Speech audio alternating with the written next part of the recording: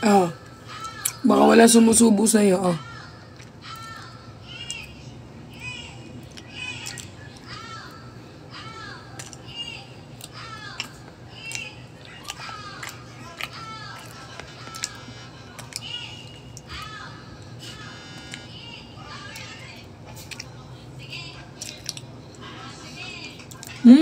Asim! Asim na naman kayo. Sobrang asim ng mangga. Parang hanggang kalabaw. Bakit siya ba? Parang yung yung mangga na guys, yung color green pa. Hanggang kalabaw yan.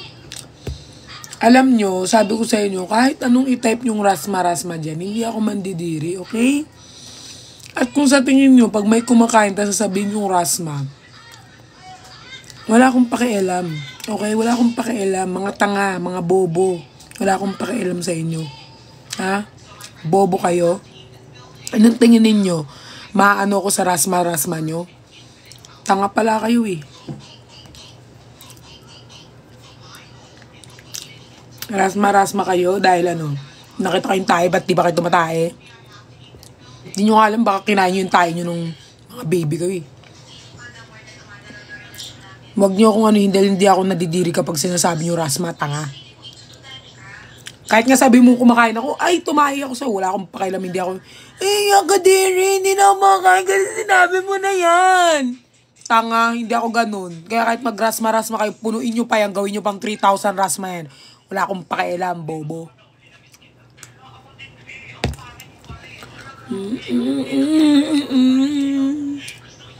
Lord, sana magbago na ako ngayon, 2025. Hindi na po ako mga away ng mga tao. Night, thank you.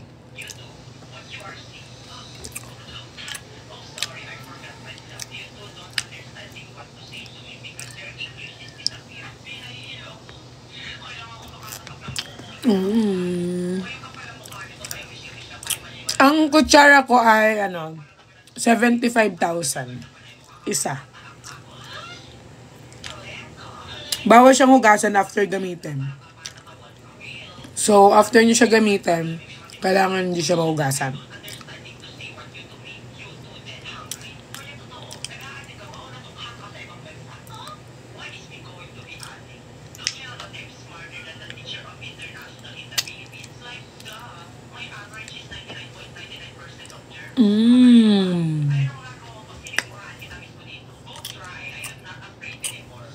Pasuyo Pasuyo. Yung water.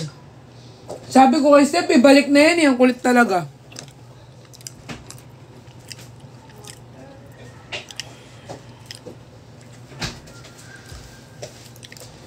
Saan kasi si ate, si ate Renji. Ay. Si ate Renji. Ate Renji, are you there?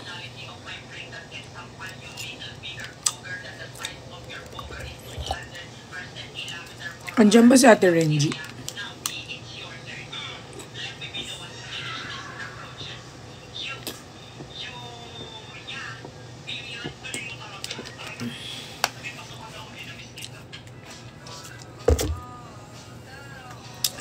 Guys, alam nyo, kahit noong unang vlog ko, hindi talaga manahin pamangkin ko. Kanina nga nainis siya eh. Nainis sila sa akin. Kasi daw, di man lang sila nakakain. Actually, maliit pa yung bunganga ko eh. Hindi pa siya ganun laki. Kasi kung malaki yun, naubos ko yung bunga nun.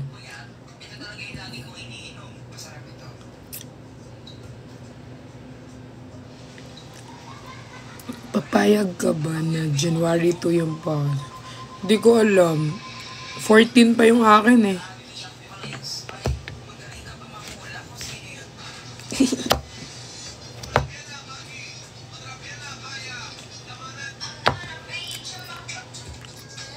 Gusto mo pake?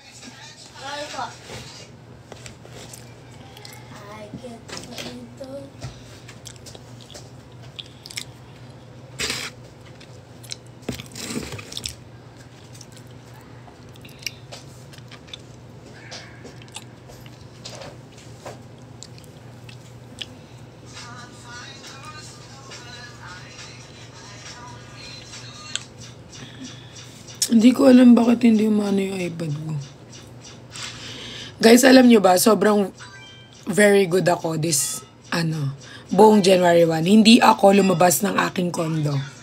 So, nakastay lang ako dito sa kondo ko. Buong araw, pati mga pamangking ko. Feel ko nga nagsisisi silang nagbakasyon sila dito kasi hindi sila lumabas.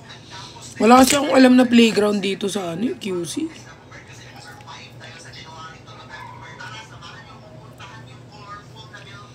So, ayan guys, nagstay lang kami buong araw. Tapos bukas, hindi ko lang alam kung anong gagawin ko tomorrow. Birthday kasi ng pamangking ko sa 3. Ay, bumili pala ako ng oven, guys. Kanina. Bumili ako ng oven ko. Tapos, bumili din ako ng mga pang-bake. Kasi gusto ko 2025 ang sa akin. So, mag-start ulit ako ng aking baking. Magbe-bake ako, guys. Tapos,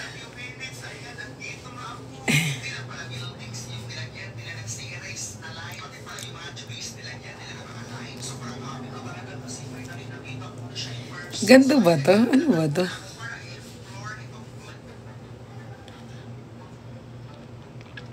Ano skincare mo? Tamod? Wala! Ay, meron. Ito pala yung skincare ko.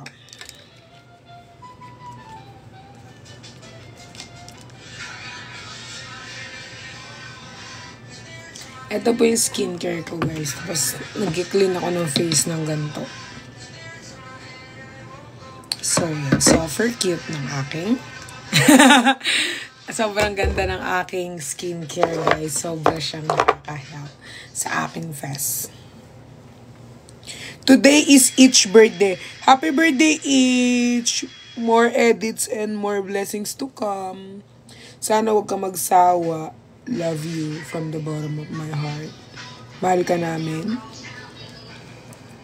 Lahat naman kayo mahal namin. Each happy birthday. Mabuhay ka hanggang kailan mo gustong mabuhay. Ayan. Mabuhay ka hanggang kailan mo gusto. Anong sports mo? Dati ako.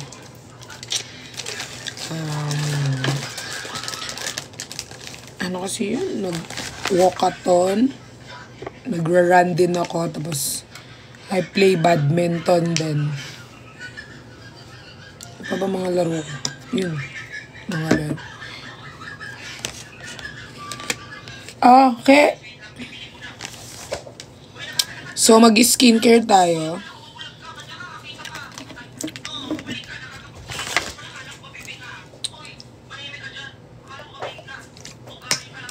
Medyo nag-ano na nga yung face ko eh. Ayan, si Kuya Sed yung nagbili sa akin. Si Kuya Sed nagbili sa akin yan. Alam nyo ba guys, si Kuya Sed? Nung nakilala ko si Kuya Sed guys, first time ko siya nakilala, pinakilala siya sa akin ni Jeff, si Kuya Sed. Mag-story-story na lang tayo para hindi kayo maboring. Si Kuya Sed guys, pinakilala siya sa akin ni... Magdo-do not disturb muna ako, no? Kasi ang dami nagchat. Wait lang. Ayan. Si Kuya Sed, guys, anong tawag dito? Pinakilala siya sa akin ni Jeff. Tapos, una kong na-meet si Kuya Sed sa ano ba to? Yung lumabas kami, tapos pinunta niya kami sa, hindi ko alam kung ano yun eh. Basta nag-car, kami, kalimutan ko nung ginawa namin. Basta kasama ko nun si RZ, si Zuzu, si Jeff, si Kaloy, tsaka si Kuya Sed. Tapos, ako kasi guys, kapag mga bago kong kilala pa lang, hindi ako yung kunyari makikipag-joke time agad ng, hinaan mo nga yan! Ikaw alam mo yung 2025 ko, ikaw ang sumubok. Lumabas yung tunay ko ugali. Sabi ko magbabago na ako eh. Tapos yan guys. Na-meet ko si Kuya Sed. Ako kasi guys, kahit sino naman, kahit mga artist na na-meet ko or mga vloggers, pag na-meet ko sila, hindi ako yung nakikipag-joke time agad na parang super close ko na sila. Hindi. Kasi katulad nga ng sabi ni Nico, ano ako guys, parang pakikiramdaman ko muna kapag ginoke time ko ba to, ano ba to sa humor ko, or pag ginoke time ko ba to, ano ba to, makikisabay ganon. Hindi ako agad yung parang, hindi ako ganon, hindi. Ganto ako makipag dito sa, sa live. Pero guys, sa personal, kahit imit nyo kan, tanong nyo sa Ate Zainab. Sobrang mahihayin ako guys, kahit sinasabi natin Zina. Huwag kang maging ganyan. Pero mahihayin talaga ako. Tapos yun guys, nung na-meet ko si Kuya Sed guys, hindi, kahit nung with YML boy siya or kahit sino pa mga kasama niya, hindi talaga linalabas ni Kuya Sed yung face niya kasi nga, hindi niya talaga trip na ilabas yung face niya kasi very low-key lang si Kuya Sed. Tapos nung second meet ko kay Kuya Sed, sobrang close na namin ni Kuya Sed. Tapos minayday ko siya, tapos parang nagulat yung some of the boys, parang sabi nila, Pearl, nagpaalam ka ba kay Kuya Sed na i-post yung face niya? Kasi wala talaga nagpo-post ng face niya. Tapos tililabas ko, tapos kala ko magagalit si Kuya Sed. Tapos hindi naman. Kasi yun, ngayon, nyo na siya, nakikita niya na siya, ganyan. Tapos sobra, si Kuya Sed, baby na ako. Parang ako na yung anak niya kaysa sa boys. Ako na yung baby niya. Kagabi, kasama ko siya nag-New Year, si Kuya Sed. Siya kasama ko, tsaka si Jeff. Nagsalubong lang naman. Just yung mga pamangking ko.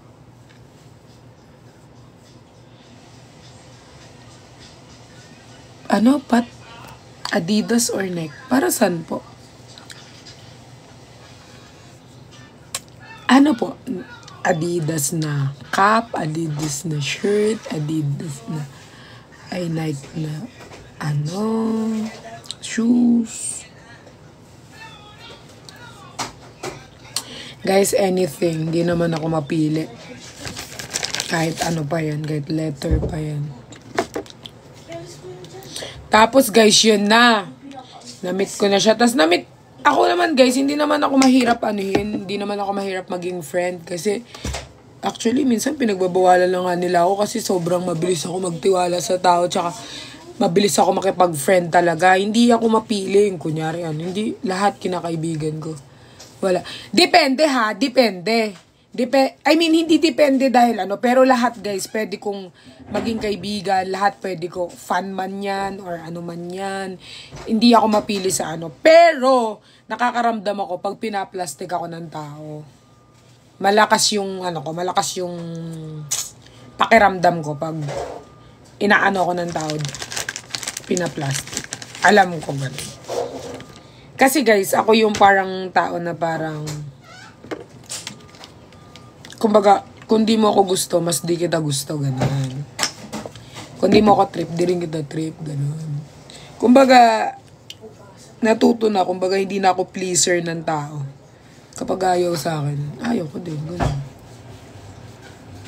So, ganun guys. Pero, mas marami talaga akong friend na lalaki kaysa sa babae. May mga friend ako na babae. Thank you, Jason. Yun, guys.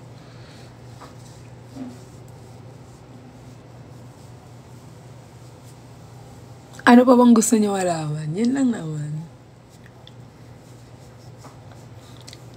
Naalala ko pa pala nung guys. First meet ko sa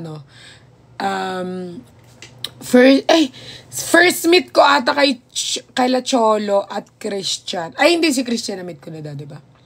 First meet ko kay Cholo parang sa Okada. Diba yung sa kanila ni Mama QD? Yung sa kanila ni Mama QD. Yun, sila yung first. Doon ko siya. Thank you, Jason. Doon ko siya first na meet. Tapos, lahat sila guys, yung na-meet ko sila, sobrang happy ko.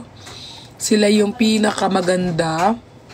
Yung Bardagulan, isa sa pinakamagandang nangyari sa buhay ko ngayong 2024 na hindi ko makakalimutan.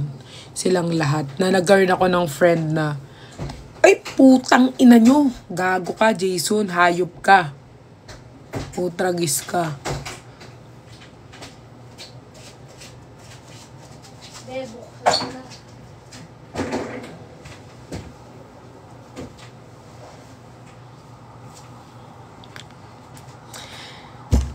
Guys, kapapasok lang ng 2025, gusto kong magbago ha. Huwag niyo akong sinusubok everyday. Grabe, unang month pa lang, sobrang dami ko ng kasalanan. Nagsimula sa mga pamangkin ko, tapos ngayon kayo naman. Kaya minsan gusto ko nila matulog, di ba ako nagkakasala. Ayun guys, tapos, yun sila yung pinaka magandang nangyari sa buhay ko. Siyempre kayo din na nakilala ko kayo. Pero like, yung Bardagulan, isa sila sa mga naging yung parang naging plot twist ng buhay ko. Kasi akala ko wala na. Tapos, grabe ako. Diba? Naging friends. Alam nyo guys, kaya sabi ko nga, kahit hindi man kami maging relevant, yung nabuo naming friendship through online. Sobrang ganda. So, yun. Happy lang ako na nakilala ko sila. Happy din ako na nakilala ko kayo. January 14, ang aking birthday. Yun guys. So, happy ako.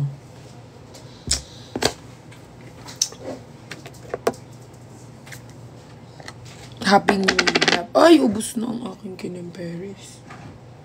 Ay, meron ba ako isa? Guys, kailangan hindi hydrated ang ating face kasi wala tayong pampahydrate. Dito, ubos na. So, kailangan tipirin natin.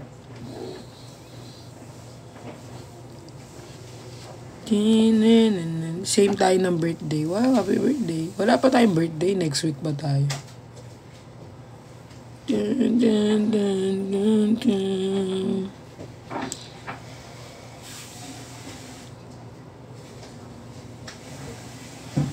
Tapos guys, ito pa pala. Kasi kagabi guys, nag-usap kami ni sabi niya, yun Nicolas daw parang very big plot twist. Ang Nicolas guys talaga, isa sila sa mga plot twist ng 2024. Naging plot twist talaga sila.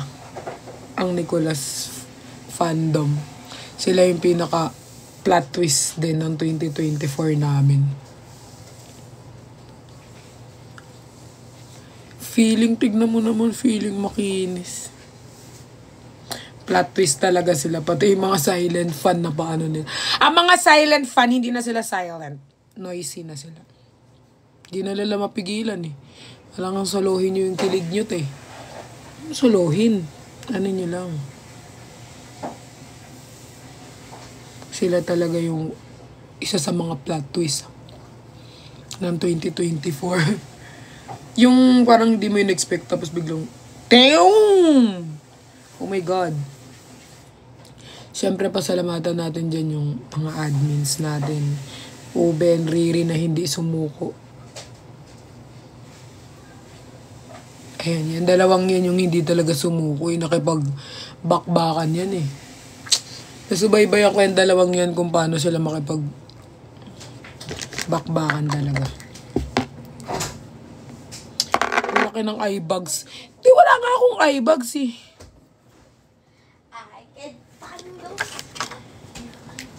I can show you the world, shine, shimmering, splendid, so pretty, and hold the magic carpet down. I can open your